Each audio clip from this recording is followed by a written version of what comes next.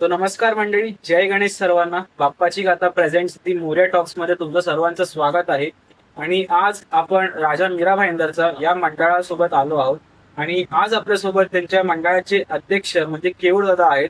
So वेळ न घालवता आपण आजचा एपिसोड सुरू करूया. गणपती बाप्पा मोरया. नमस्कार दादा. नमस्कार. तुमचं स्वागत आहे दी मोरया टॉक्स मध्ये. आणि सर्वात प्रथम तर मी तुमचा आभारी आहे की तुम्ही तुमचा वेळ दिला आम्हाला. तर आपण मंडळाची जर्नी तर ऐकणारच आहोत. पण सर्वात प्रथम माझा प्रश्न तुम्हाला असा आहे की गणपती तुमच्या मंडळासाठी काय? गणपती सर्वांसाठी देव आहे. माझ्यासाठी गणपती एक प्रेम आहे. माझ्या मंडळासाठी पण प्रेमच आहे. कारण जेवढा आपुलकीने आपण गणपती बाप्पाला प्रेम करतो तेवढाच आपुलकीने आपण विसर्जन पण करतो. गणपती आणताना आपल्याला भरपूर जल्लोष भेटतो, जातानाही जल्लोष भेटतो, पण जेव्हा विसर्जनाची वेळ असते ना, ती वेळ प्रेमाची असते. तो एक निरोप असतो बाप्पाला, प्रेमाचा निरोप, तो आपण त्यावेळी त्यांना देतो. म्हणून गणपती प्रेम आहे. तर आता आपण मंडळाची जर्नी आहे ती सुरू करूया. सो माझा पहिला प्रश्न असा आहे की राजा मीरा भाईंदरचा या मंडळाची सुरुवात कशी झाली आणि हा नाव कसं पडलं? मंडळाचं नाव आणि मंडळाचं हे तुम्हाला मी सांगतो. 1988 साली गणपतीची स्थापना झाली, मंडळाची स्थापना झाली. त्यावेळी मी मंडळात नव्हतो. मी मंडळात 96 जॉईन झालो. तर त्यावेळी आमचे अध्यक्ष होते सुदन चित्तारी, यांनी हे मंडळ उभा केलं. सुदन चित्तारी, एक निलेश म्हणून होते, एक छोटे छोटे होते, त्या लोकांनी मंडळाला सुरुवात केली. मी पहिलं वेगळ्या मंडळात होतो. मी आमच्या बाजूला लागून भक्ती मित्र मंडळ होतं, मी त्याच्यामध्ये कार्यकर्ता होतो. 96 मध्ये काहीतरी जरा विनसलं. आम्ही तेव्हा छोटे होतो. 96 मध्ये मला वाटते एक 13-14 वर्षाचा मुलगा असेल. काहीतरी विनसलं. जी गोष्ट मला पटली नाही, माझ्या वडिलांना पटली नाही, कारण माझे वडील पण त्या मंडळात होते. तेव्हा मला वडिलांनी सांगितलं मंडळात जायचं नाही. पण तेव्हा आम्ही तिकडनं मी मंडळ सोडा. पण मी बोललो मी मंडळात जाईल, मला गणपतीची हाऊस आहे, गणपतीची सेवा करायची, मी जाईल. तर मी त्याच वर्षी गणपतीचे 3 दिवस अगोदर बाजूच्या मंडळामध्ये जॉईन झालो. गणपतीचं नाव तुम्ही मला विचारलं राजा मीरा भाईंदरचा कसा पडला. गणपतीचं नाव राजा मीरा भाईंदरचा हा नव्हताच. आपला मंडळाला मीरा भाईंदरचा राजा हा टॅग भेटला 2000. जेव्हा मंडळाची सर्वात उंच मूर्ती 18 फुटाची रमेश रावले सरांनी 10च्या नोटीवर बनवली, तेव्हा आम्हाला मीरा भाईंदर मध्ये आम्ही पहिला कधी बक्षीस समारंभ हे फॉर्मच भरत नव्हतो. 2000ला आम्ही पहिला बक्षीस भेटला telecast cable network, Yashwant Kangane sir होते, त्यांनी स्पर्धा घडवली. त्या स्पर्धेत आम्ही फॉर्म भरला आणि पहिली बक्षीस भेटली ते मीरा भाईंदरचा राजा. मग त्याच्यावर तो टॅगलाईन भेटत गेला. त्याच्यानंतर गिरनार लोकसत्ता, त्याच्यावर आपल्याला बक्षिसे भेटते. मीरा भाईंदर महानगरपालिकाची, मीरा भाईंदर राजाची भरपूर बक्षिसे भेटते. पण त्याच्याने तो टॅग लागत गेला. 2013-14ला आपला मंडळात एक मुलगा जॉईन झाला. दुसरा मंडळ जो होता त्यांनी त्या मंडळात 1 वर्ष गॅप घेतला, आपला मंडळात आला. त्यांनी तो नाव आपला इकडे होता, तो नाव त्याच्या मंडळाला, मग पुढच्या वर्षी त्या मंडळात जॉईन झाला परत. त्याने तो नाव तिकडे लिहायला सुरुवात केली. आता हा टॅग जो भेटलाय तो आपण काय चोरला नाहीये किंवा आपण कोणाकडनं मागून घेतलेला नाही, जनतेने दिला तो टॅग आहे आपला. तर त्यांनी ते नाव त्यांच्या बॅनरवर लावायला सुरुवात केली. आम्ही बोललो भांडण कशाला पाहिजे, तुम्ही तो टॅग ठेवा, आपल्याला काय प्रॉब्लेम नाही. आपण तो टॅग 2015ला राजा मीरा भाईंदरचा असं आपण चेंज करून घेऊ. तर दादा म्हणजे जसं तुम्ही आता बोललात की काही वाद नको ते म्हणून तुम्ही नाव चेंज केलं. पण असं मंडळामध्ये सर्व म्हणजे काही कॉन्फ्लिक्ट असतात की नाव आपण चेंज का करावं, आपलंच पाहिजे. असं कधी काही कॉन्फ्लिक्ट झाले ते मंडळ नावावरून भरपूर तर झाले का. आमची मंडळाची पूर्व मीटिंगला बसली तेव्हा बोलली आपलं नाव आपल्याला त्यांची बक्षीस भेटलेली आहे, तो नाव आपण स्वतःहून लिहिलं नाहीये. आपला महानगरपालिका आहे, टेलिकास्ट केबल नेटवर्क आहे, गिरनार लोकसत्ता आहे, मुंबईची भरपूर जे स्पर्धेत आपण फॉर्म भरायचो तिकडनं आपल्याला एक नाव कोरलं गेलंय. आता त्या नाव कशाला, आम्ही बोललो जी आम्ही वरिष्ठ मंडळी होती त्यांनी सांगितलं त्यावेळी की बाबा भांडण नको, नावाने काही होत नाही, बाप्पाला बघणारे लोक आहेत ना ते आपल्यासाठी महत्वाचे. आज ही तोच जल्लोष आहे, 30 लोक आहेत, अजून ऍड होत चाललेत. मीरा भाईंदरला आगमन हा आता वैशिष्ट्य होत चाललंय का आगमन मीरा भाईंदर राजाचा कधी होतो, राजा मीरा भाईंदरचा कधी होतो, लंबोदर आहेत, भरपूर आहेत. पण ज्यावेळी आपलं आगमन होतो तेव्हा आपल्याला पब्लिकला बोलवायला लागत नाही. मीरा भाईंदरची लोक आता तरी वाट पाहतात कधी आगमन होईल. अजून आगमनची डेट रिव्हील नाही झाली तरी लोक मला विचारतात आगमन कधी. त्याच्याने आपल्याला माहित पडते आपला बाप्पा कुठपर्यंत पोहोचलाय. तर दादा माझा दुसरा प्रश्न असा आहे की मंडळ चालवणं ही सोपं गोष्ट नाही आणि असं नाही काही मंडळामध्ये कुठल्या अडचणी नसतात. तर तुमच्या मंडळामध्ये असे कुठल्या अडचणी आले जिकडे राजानेच तुम्हाला मंडळाला सावरतात केले? 2009ला मंडळाची परिस्थिती विसर्जनच्या दिवशी गंभीर होती. आमच्याकडे पैसे नव्हते. मंडपवाल्याने आम्हाला सांगितलं माझे पैसे पण भेटत नाही, हे मंडप खोलणार नाही. त्यावेळी आम्ही बसलेलो तर करायचं काय. त्यावेळी आम्ही जॉबला पण नव्हतो, काय नव्हतं. 2009ला आपला बिझनेस आहे ना, जॉब आहे ना, काय ना, आपण कॉलेजला होतो. तर करायचं काय. आता प्रॉब्लेम आलाय, त्याला फेस कसा करायचा. त्याला भरपूर समजवलं, त्यांना नाही पैसे पाहिजे. तर त्यावेळी आम्ही बाप्पाला बोललो तूच काहीतरी मार्ग काढ. तर आमच्या इकडे 2 फॅमिली राहतात वरती, एक परमार म्हणून आहे आणि एक दीक्षित म्हणून आहे. त्या लोकांनी आम्हाला डायरेक्ट उतरले घरातनं खाली. त्यांना माहिती पडलं अशाची अडचण आली आहे. त्यांनी आम्हाला न सांगता डायरेक्ट मंडपात माझ्याकडे गेले. त्याला सांगितले पैसे किती बाकी आहेत आमच्याकडनं घेऊन जा. पण 1 तासात हा मंडप फुलला पाहिजे. मग 1 तासात नाही फुललं म्हणजे पोरं चढतील ना, कापून टाकतील सगळे रस्त्या जेवढे आहेत. त्याला ताबडतोब त्यांनी पैसे पूर्ण केले जागेवर आणि 1 तासात तो मंडप खोलायला लावला. ती आमची अडचण सर्वात मोठी 2009ला झाली. त्याच्यानंतर तर बाप्पाने सुखरूप सर्व गती चालवलीच आहे. 2013-14ला एक विषय झालेला, पण तो विषय नाही घेतलेला. तर मला असं वाटतं का तो विषय मी नाही बोललेलं ते बरं असेल. तर आता माझा असा प्रश्न आहे मंडळामध्ये तुमच्या मंडळामध्ये असं कुठला टर्निंग पॉईंट होता तिकडे फेम असं बोलू शकतो आपण, फेम किंवा नाव भेटतं मंडळाला? फेम आणि नाव मीरा भाईंदर मध्ये तर आमचं पहिल्यापासून होतं. कारण आमचे मंडळाचे जे आम्ही 7 पदाधिकारी आहेत, ते 7 पदाधिकारी आम्ही मीटिंग घेऊनच सर्व डिसाईड करतो. फेम मुलाला घेऊन 2015ला जेव्हा आम्ही कोल्हापूरची मूर्ती आणली जे गरुडावर होती, त्या मूर्तीला आम्हाला सर्वात पहिली फेम भेटली. कारण ती एकमेव गणपती होता ज्याचा हाताला गदा अजांतरी होती. अजांतरी गदा सर्व लोक ठेवू शकत नाही. त्यांनी काय डोकं लावलं कुणाल पाटील यांनी कसं केलं ते त्याला माहिती. पण ते अजांतरी गदामुळे आम्हाला फेम जास्त भेटला तेव्हा. त्याच्यानंतर आता फेम भेटतच चाललाय. आता फेमला गेल्या वर्षी 360 अख्खा लालबाग पर्यंत 360 कोणीच फिरवली नाही, आपण फिरवली आणि आपल्याला 360 बाप्पाचा दर्जा तिकडेच भेटतो. तर आता आपण गेल्या वर्षी कसं बघितलं तुम्ही जसं बोललं 360 रुपये ट्रॉली फिरवतो आणि जी मूर्ती होती ती एकच कन्सेप्ट वाईज होती आणि ती खूप फेमस पण झाली होती. तर त्या मूर्तीमागचा कन्सेप्ट काय होता आणि मंडळामध्ये ते कन्सेप्ट आलं कसं? विषय असा आहे का, एक मला जगन्नाथचं रूप आपल्याला मीरा भाईंदरमध्ये आणायचं होतं. एक कॉन्सेप्ट आपण बघायला गेलो तर मला एकाने एक फोटो पाठवला. म्हणजे मित्र आम्ही 4 महिना 5 महिना अगोदर स्केचची तयारी करतो.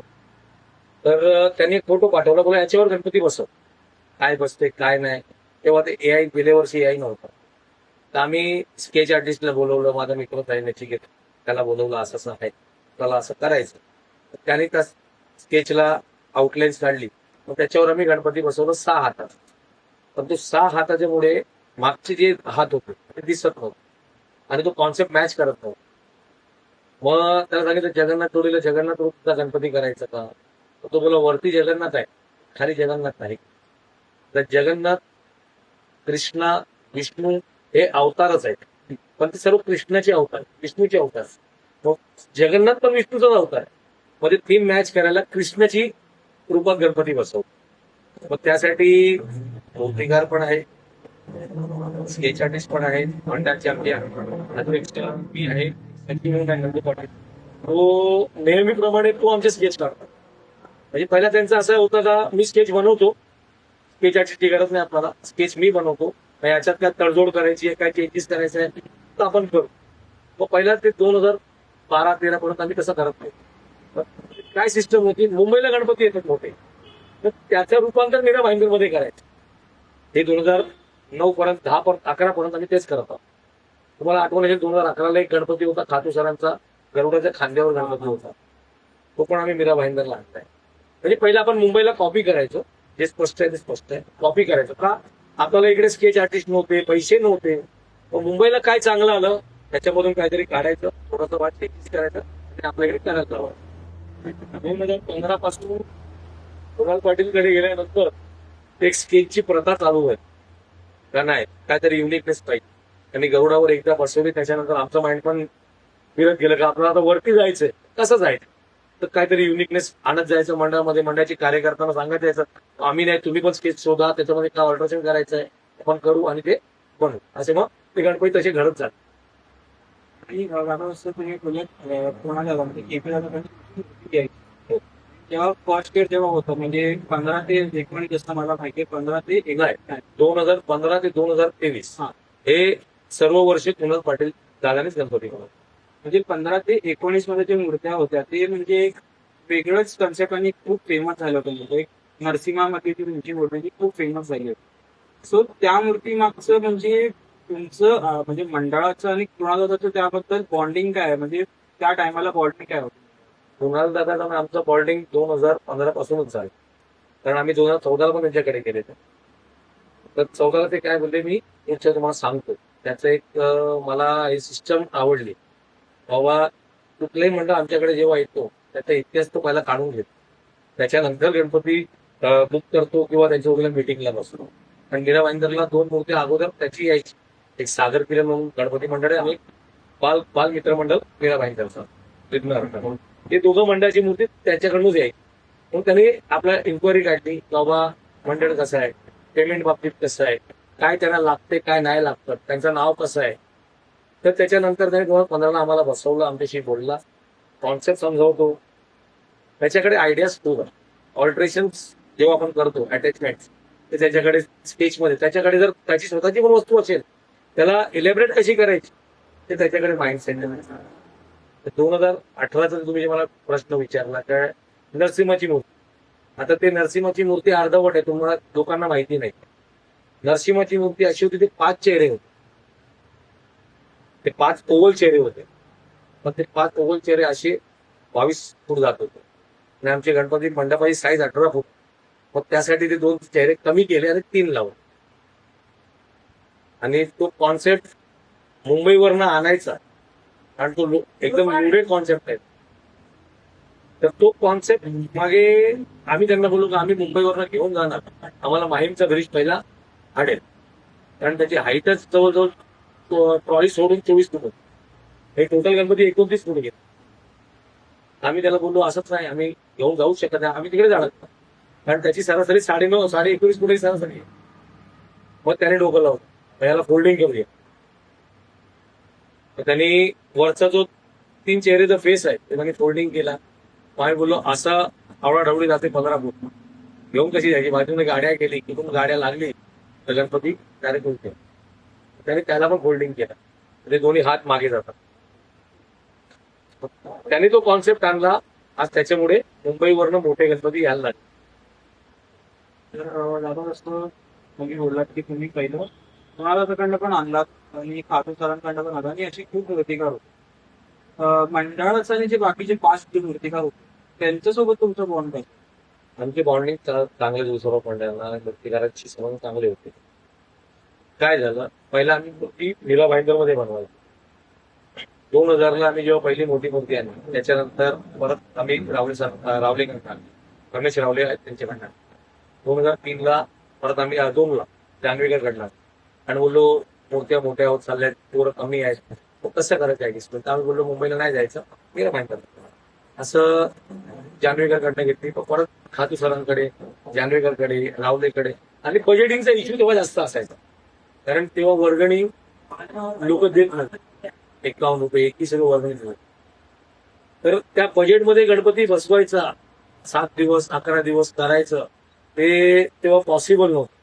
म्हणून हळू जसं होत चालला तसं करत गेलं. तर दादाचं मंडळामध्ये तुमच्या मंडळामध्ये अध्यक्ष, खजिनदार, सचिव, कार्यकर्ते असं म्हणजे पहिल्याचे जे काम म्हणजे हे जे होते जे अध्यक्ष कार्यकर्ते म्हणजे पहिल्याचे आणि आत्ताचे जे आहेत त्यांच्यामध्ये तुम्हाला काय डिफरन्स वाटतो अँड काय म्हणजे मीटिंग वगैरे जसे असतात त्याच्यामध्ये काय फरक पडतो?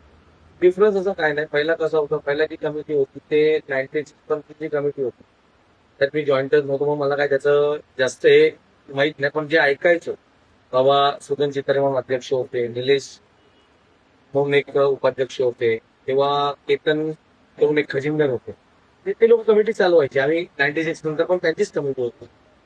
2000 पर्यंत कमिटी तीच होती. 2000 नंतर 2001 2 पर्यंत कमिटी चालली. 2002 मध्ये मी एका वर्षाला गॅप झाला, कारण त्या कमिटीची माझं तडजोड चालली. मला जे पटत नव्हतं मी बोलायचो, मग त्यांना ते पटत नव्हतं, मग त्यावेळेस सांगितलं यायचं नाही. आपण 2002 ला गॅप घेतला 1 वर्ष. आमच्या मंडळाचे एक सचिव म्हणून आहेत आता, आणि तेव्हा 7 पासून जी कमिटी आमच्याकडे आली त्याच्यामध्ये एक सचिव आहे नंदू पाटील, योगेश गुप्ता म्हणून एक खजिनदार आहे. तर ते आमची ते टीम आहे ना, टीम बसून सर्व डिसाईड करून करत गेले ना, मग ते हळूहळू ते लोक लांब गेले. म्हणजे एक भावेश माली म्हणून एक आमचे अध्यक्ष होते 2002 ते 2007-8 परत ते अध्यक्ष होते. ते आता या मंडळात नाहीये. 8 नंतर मी अध्यक्ष झालो, आता परत मीच अध्यक्ष आहे. योगेश गुप्ता म्हणून खजिनदार आहेत, रोहन गुप्ता म्हणून उपाध्यक्ष आहेत. मग कमिटीमध्ये आमची प्रसाद खोत म्हणून आहे, हिंदू गुप्ता म्हणून आहे, जेनिल परमार म्हणून आताची जी नवीन कमिटी आहे सर्व. मग हे कमिटी खालच्या लेवलला जे पोर आहेत, जे आता 14-15 वर्षाची पोर आहेत, त्यांना हँडओव्हर, त्यांना सर्व शिकवून देत आहेत मंडळाला. तेव्हा तुम्हाला पुढे काय करायचं आहे. आता जी आमची कमिटी आज नाही तर उद्या आम्हाला त्यांना हँडओव्हर करायची, म्हणून आम्ही ती टीम तयार केली. ते लोक खालची टीम तयार करतायत, ते आमच्यासाठी जास्त आहेत. आमच्या मंडळात कार्यकर्ता पहिला 7 होते जेव्हा मी जॉईन झालेलो. त्याच्यानंतर 2002 ला 15-17 कार्यकर्ता झाले. त्याच्यामध्ये नंदू पाटील वगैरे ते लोक जॉईन झाले, आणि त्या लोकांनी आम्हाला सपोर्ट करून आम्ही मोठा करतात. आणि आज 30 कमिटी चालू आहे, जे पूरपर्यंत चालली आहे. आणि त्यांचा या कमिटीचा विषय असा आहे, या लोकांनी विचार केलाय का 2050 पर्यंत आपल्या मंडळाला असं एक फेम भेटलं पाहिजे, म्हणजे पुढचे 25 वर्ष. त्याचं नियोजन आतापासून हे लोक करतायत. जर आपण आहेत, आपण यांना काय करून दिलं पाहिजे ज्याच्याने पुढची पिढीला त्रास नाही होणार. मग त्याचा आतापासून ते अभ्यास चालू आहे. आणि आता मी बोललो की 2007-8 ला तुम्ही अध्यक्ष झालो, तो तेव्हापर्यंत म्हणजे तेव्हा ते आतापर्यंत ते अध्यक्ष कशी होती, आणि मंडळाला सांभाळणं म्हणजे काय होतं? मंडळाला सांभाळणं म्हणजे एक हॅक्टिक गोष्ट आहे. कारण अध्यक्ष होणं हा महत्वाचा नाहीये. अध्यक्ष होऊन छाती टाईट करायची त्याला वैशिष्ट्य नाही. अध्यक्ष होऊन मंडळाची कार्यकर्त्यांना काय पाहिजे, त्यांची वॉन्ट्स काय, काय तुम्हाला करायचंय ते पूर्ण करून दिलं तर मंडळाची कार्यकर्ते तुमच्या सोबत थांबतात. आज असं झालंय का आपल्याकडे पैसे आता यायला लागले, तेव्हा नव्हते. तेव्हा मंडळाचा अध्यक्ष, उपाध्यक्ष, खजिनदार आणि सचिव लोक त्यांच्या घरी जायचे पैसे मागायला. माझ्या घरी आले 2008 ते 2013-14 पर्यंत. ज्यांचे बाकी असतात घरपतीनंतर मग आम्ही त्यांना सांगायचो बाबा पुढच्या वर्षी बाबा ऍडजस्ट करू. तर त्याच्यामध्ये कोण ऐकायचं कोण नाही ऐकायचं. वर्षभरात ते लोक घरी यायचे, आई वडील शिव्या घालायचे. मंडळाची काम आहेत त्यांची, ते घरापर्यंत कशाला लोक मागायला येतात. मग आम्ही सांगायचं आमचं मंडळ आहे, आम्हाला ऍडजस्ट करायला. मग ते करत करत 2014 पर्यंत खिशातले भरले, परत पण भेटते. मला आजही आठवण आहे, मी माझी आईचा मंगळसूत्र घाण्यात ठेवलेलं 2010 ला. तेव्हा परिस्थिती खराब होती, 15,000 द्यायचे होते, तो माणूस ऐकत नव्हता, त्याला दिले. 2011-12 ला मंडळाकडनं पैसे परत रिटर्न आले आणि आईचा मंगळसूत्र सोडवलं. 2 वर्ष आईने पण सपोर्ट केलं, ठीक आहे तुमचा गणपती आहे ना आमचाच आहे, करा. असे आत्ताची पिढीला आई वडील स्वतः सपोर्ट करतात तर तुम्ही जावा आणि करा. पण पोरं काय झाले आता इन्स्टा त्याच्यावर हे चालवायला लागले, फ्री झाले. पण गणपती 2 महिने आले का ते एकदम जोड होतात. आणि जी आहेत आता ती विचार करतात, जे गणेश उत्सव जे आहेत मंडळात, म्हणजे आगमन नीट करतात, सर्व काही नीट करतात, आणि विसर्जनच्या दिवशी मूर्त्या ज्या आहेत ते पाण्यात म्हणजे किनाऱ्यावरती सोडून जातात. तर इथं मंडळांवरती पण दोष पडतो की सर्व काही नीट करतात आणि विसर्जनच्या टायमाला सोडून जातात. म्हणजे अशी लोक विचार करतात, तुम्ही त्यांना काय? हा प्रश्न भरपूर चुकीचा आहे. कोण असं बाप्पाला रस्त्यावर सोडून जात नाही, किनाऱ्यावर सोडून जात नाही. हा पाणीचा भाव आहे जो येतो. जेव्हा आपण ओटी आणि भरती बोलतो, जेव्हा ओटी येते तेव्हा माणूस आतमध्ये गणपती घेऊन जातो, भरती येते तेव्हा त्यांना जागा जायला भेटत. मग ते ज्या लेवलला पाणी असतो, माणूस जेवढा जाऊ शकतो तिथपर्यंतच तो विसर्जन करू शकतो, तोड बुडून जाईल. मग मूर्त्या ते बाहेर येतात आणि एक मुद्दा तुम्ही सांगेल, तुम्हाला सांगतो मी, अख्खा महाराष्ट्रामध्ये भरपूर तलावामध्ये विसर्जन होतात, चौपाटीत होतात. अख्खा महाराष्ट्रामध्ये मीरा भाईंदर एकमेव असा शहर आहे ज्याला जे चौपाटीला विसर्जन होतात एकही मूर्ती बाहेर येत नाही. कारण तिथे आपल्याकडे वाहतं पाणी आणि ते डायरेक्ट समुद्र खोल आतमध्ये जातं. ही सिस्टम मुंबईला पण होऊ शकते, ऑल ओव्हर वर्ल्डला होऊ शकते, काय प्रॉब्लेम नाही. मुंबईला कसं आहे, मूर्त्या डायरेक्ट ट्रॉलीला जोडलेल्या असतात, त्याच्यामुळे ते मूर्त्या बाहेर येतात आणि दुसऱ्या दिवशी ते लोक विसर्जन करतात ना. बाप्पाला कोण अर्धवट सोडत नाही. आता फॅट झाली 50 फूट 55 फूट, पहिला 22 फूटचा वरती गणपतीच नव्हता. तेव्हा का नाही यायचे बाहेर? मूर्तिकारने पण समजलं पाहिजे, मंडळाने पण समजलं पाहिजे का एक लेवल पर्यंत आपण एक लिमिटेशन्स आहे, तिथपर्यंत गणपती बाप्पाला आणलं, विसर्जन नीट केलं तर आपलं नाव खराब होणार आहे. मुंबईला मूर्त्या बाहेर येतात कारण ते ओटी आणि भरतीसाठी, आणि ते नैसर्गिक आहेत, त्याला कोण काय करू शकत. तुम्ही आता नवीन एक मुद्दा मागील 3 वर्षापासून ऐकला असेल, पीओपीचा मुद्दा मला घ्यायचा नव्हता कारण माझा विषय नाही ते. पण पीओपी आणि माती, गणपती पहिल्यापासून 100-200 वर्षापासून गणपती चालत आहे. लोकमान्य टिळकांनी गणपती सुरुवात केली का आता लोक एकत्रित यायला पाहिजे. आज मूर्तिकार मध्ये भांडण आहे, आता मंडळ एक झाले, आता मूर्तिकार भांडण करतात. मातीचे वेगळे, पीओपीचे वेगळे, लगद्याचे वेगळे. तुम्हाला माहित असेल, तुम्हाला सांगतो मी, 2017 का 18ला लगद्यावर पण बॅन, लगद्याचे गणपतीचे आज लोक विकतात त्याच्यावर पण बॅन आहे. मोठे मोठे कागदी बनतात, तर त्याला काय फेविकॉल लागत नाही, लागतो केमिकल. त्याला पॅचेस जे आहेत ते केमिकल शिवाय, ते फायबरचे पॅचेस शिवाय ते करत नाही. तर ठीक आहे, 100% पेक्षा 10% वर, पण हानिकारक सर्वच आहे. म्हणून नाही आता भांडण चाललंय, त्याच्यामुळे भरपूर लोकांचा रोजगारावर पण त्रास झालाय. आता माझी मोठी मूर्ती पीओपीची आहे, छोटी मूर्ती मातीची आहे, कारण पूजेची मूर्ती आहे, ते करायला लागतं. तर आता मला असा प्रश्न आहे की म्हणजे गणेश उत्सव सोडून तुमचं मंडळ सोशल ऍक्टिव्हिटीज पण करतं. गणेश उत्सव फिजिकल ऍक्टिव्हिटी मध्ये असं आहे, आपण गणपतीत ब्लड डोनेशन कॅम्प ठेवतो, भंडारा ठेवतो, भजन करतो, हे सर्व करतो. पण आमच्या इकडे एक वैशिष्ट्य असं आहे की आपल्या मंडळात जेवढी मुलं आहेत त्यांचा बर्थडे असतात आणि बर्थडे सेलिब्रेट करत. आता यंग पिढी ते करतात, पण आमची जुनी जेवढी पिढी असतात ते आम्ही बर्थडे सेलिब्रेट करतो. ज्या दिवशी आमचा बर्थडे असतो त्या दिवशी आमचे बर्थडे आम्ही आश्रममध्ये सेलिब्रेट करतो. त्यांना जेवण वगैरे एक दिवस आमच्या तिकडे असतो. तर असं आपण गेल्या वर्षी बघितलं, तुमची जी मूर्ती होती ती एक पंचकानी खूप चांगली मूर्ती, म्हणजे त्या ठिकाणी तुमच्या मंडळाला म्हणजे ट्रॉफी पण भेटली. तर कसं वाटतं होतं तुम्हाला त्यावेळी? आम्हाला माहितच नव्हतं का आम्हाला एवढं लेवल भेटेल. 2018ला लेवल भेटलं आम्हाला, 2019ला भेटलं. त्याच्यानंतर कोविडमध्ये 2023 पर्यंत मी कुणाला गणपती आणला. ते जी कृष्णाची मूर्ती होती ती पण हिट झाली आमच्याकडे. पण 2025ला जेव्हा हा कॉन्सेप्ट बाहेर आला आणि मूर्ती तिकडनं जेव्हा निघाली, गणसंगम तो बाहेर निघाला, तेव्हा जो चंदनवाडी तिकडनं निघणं आणि आमचं तिकडनं बाहेर येणं तो जे टाइम होता, त्याच्यामुळे एवढी लोक तिकडे थांबलेली. लोकांनी ते 360 बघितल्यावर गणपतीचं प्रेम एकदम झडपी आलं. मंडळाला लोक विचारायला लागले, कुठला मंडळ आहे, तिथून आला.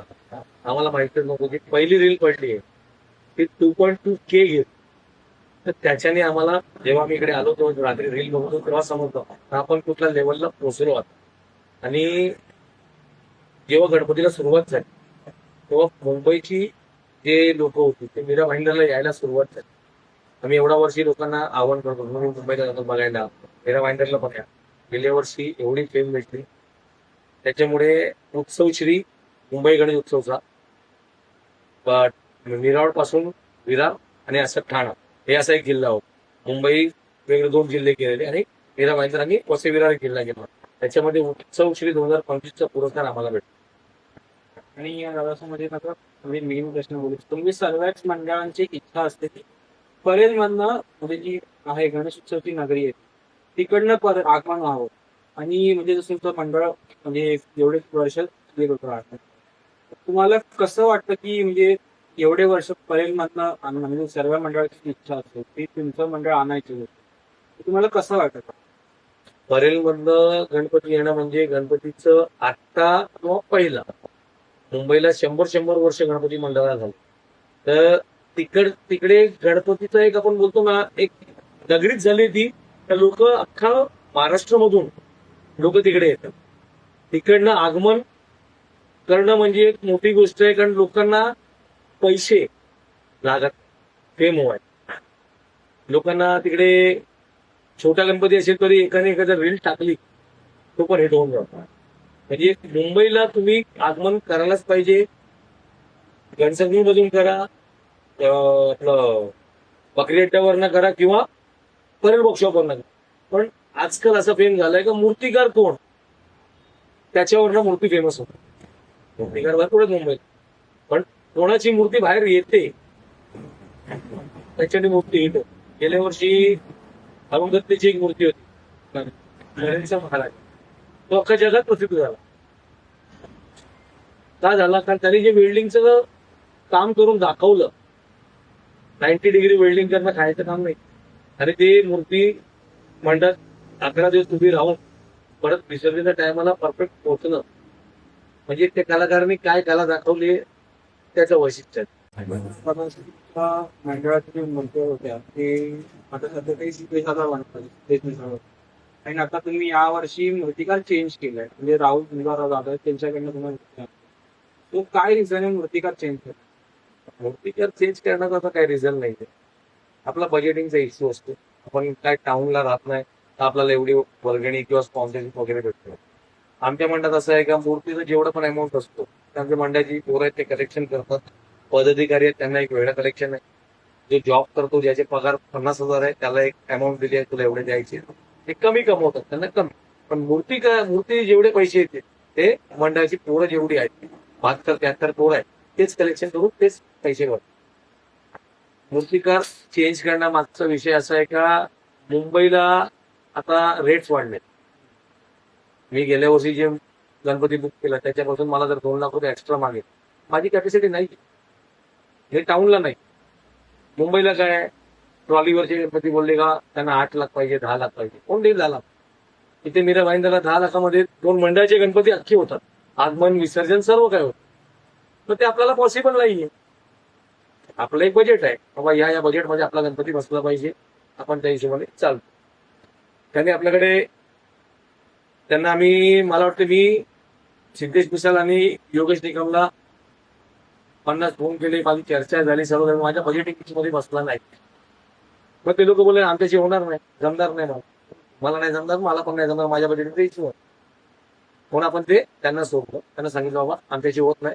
ते बोलले तुम्हाला दुसरा कोण मूर्ती काय करून द्यायची तुम्ही करा. मग आपण राहुल गुंजारा साहेबांना फोन केला, असं असं आहे आपल्याला करायचं आहे. त्यांची मीरा भाईंदरला या वर्षी 3 मूर्ती आहेत, पहिला एकच होती, आता 3 आहे. तर वन अलोन म्हणून एवढं मंडळ आहे, त्यांची दरवर्षी ते करतात. तर आपण पहिला अप्रोच त्यांना दिला, बाबा असं असं आहे, आम्हाला असं कॉन्सेप्ट मध्ये गणपती बसवायचं. त्यांनी सांगितलं तुम्ही येऊन भेटा, आपण बसूया, चर्चा करूया, काय मार्ग निघतो पण बघू. मग ते चर्चा करून मार्ग काढला. त्यांनी पण सांगितलं मला इकडे 1 रुपया कमवायचा आहे, इकडे 25 पैसे कमवू, पण तुमचा गणपती कर. मग त्यांच्या या शब्दाला मी त्यांना गणपती बुक केलाय का तुम्ही यावर्षी तुम्हीच करायचं आणि याच्या पुढे तुम्ही करत राहा. रेट्स वाढतात, कारिगरचे पगार वाढलेत, सर्व गोष्ट बरोबर आहे. पण एका मंडळावर तुम्ही जर गेल्या वर्षी घेतले त्याच्यापेक्षा 2-2 लाख रुपये 2.5 लाख एक्स्ट्रा मागणार तर ते मंडळ पॉसिबल नाही आहे. म्हणून आपण ते चेंज केलं. मी सर्वात म्हणजे मेन प्रश्न आता या वर्षी आम्हाला राजन सांगितलं काय नवीन बघायला म्हणजे या वर्षी आम्हाला नवीन काय बघायला भेटेल आणि नवीन काय चेंजेस होतील? चेंजेस एक तर झालाच मूर्तिकार आणि राहुल झुंजारावचं मातीकाम अप्रतिम आहे. मी स्वतः माझ्या डोळ्यात बघितलं.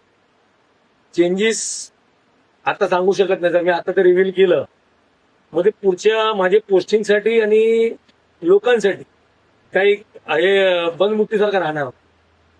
म्हणून मी सर्व अजून मी आगमनची डेट रिव्हील नाही केली आहे. 2 तारखेला मी बहुतेक संकष्टी आहे त्या दिवशी रिव्हील करून ठेव. ते झाल्यानंतर मूर्तीचं स्केच 30 तारखेला रिव्हील होईल. माझं आगमन ज्या दिवशी असेल 5-7 दिवसा अगोदर मी रिव्हील करेन. 30 तारीख किंवा 28 तारीख किंवा 25 तारीख एक 5-7 दिवसामध्ये त्या आठवड्यामध्ये मी ते रिव्हील करीन स्केच आणि माझी थीम काय आहे. त्यासाठी माझी मीडियाची टीम आहे, माझी मंडळाची पोरं आहेत. आमच्या मंडळात 5 पोरं दिली आहेत, ते लोक मीडियाचंच काम करतात. त्यांना सर्व सांगून ठेवलंय, ते त्यांच्या हिशोबाने करतायत. संकष्टीला तुम्हाला डेट रिव्हील होईल आणि पुढचा स्केच वगैरे 25 तारीख ते 5 तारीख म्हणजे 5 सप्टेंबर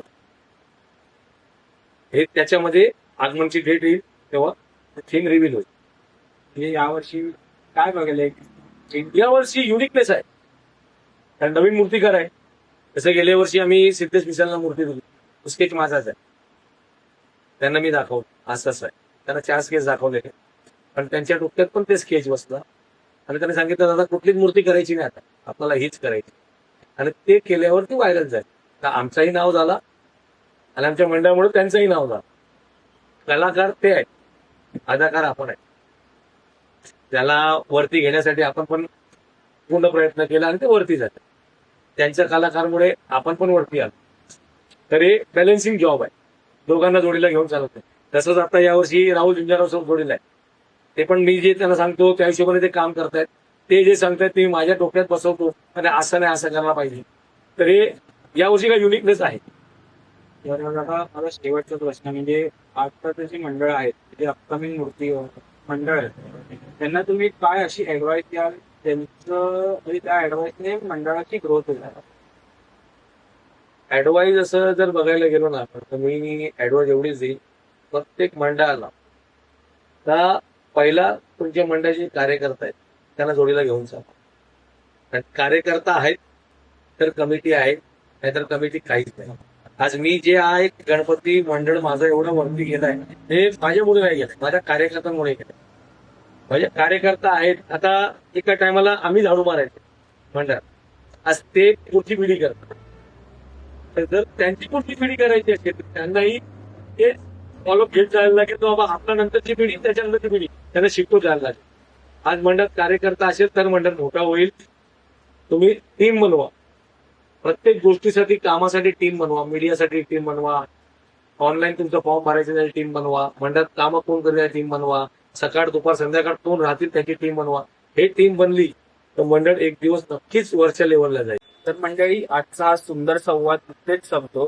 तो आता खूप आभारी आहोत आम्ही तुमचे की तुम्ही आम्हाला वेळ दिलात तुमचा, आणि खूप छान वाटते तुमच्या मंडळाची जर्नी ऐकून. तो मंडळीचा हा व्हिडिओ आवडला असेल तर चॅनलला लाईक शेअर सबस्क्राईब करा आणि कॉमेंटमध्ये नक्की सांगा की तुमचा मंडळ कुठला आणायचा ती आपल्या मोर्या टॉक्समध्ये. तो भेटूया पुढच्या भागात. गणपती बाप्पा मोरया.